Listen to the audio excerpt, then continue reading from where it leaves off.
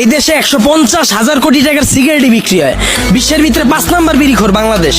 এই দেশে মানুষ 20 কোটি, স্মার্টফোন চালায় 23 কোটি, বাইক চলে 30 লাখ, প্রাইভেট কার চলে 50 লাখ। এই দেশ আবার গরিব হয় কেমনে? ওই বেটা, যারা গরিব ওরা গরিবই আছে, আর যারা বড় লোক ওরা বড় লোকই হইতাছে। এমনি দেশ চললে সবাই তো না খেয়ে মরবো। হালার ঘরে হালা 1974 সালের পর থেকে এখন পর্যন্ত কেউ না খায় মরছে? তুই তো নিজের বুকে হাত দিয়ে কইতে পারবি এখন পর্যন্ত কোনো একবেলা না খায় রইছ? হালার ঘরে হালা 3 বেলা তো ভাত খাসি, লগে আবার বিকালের নাস্তাও মারাস।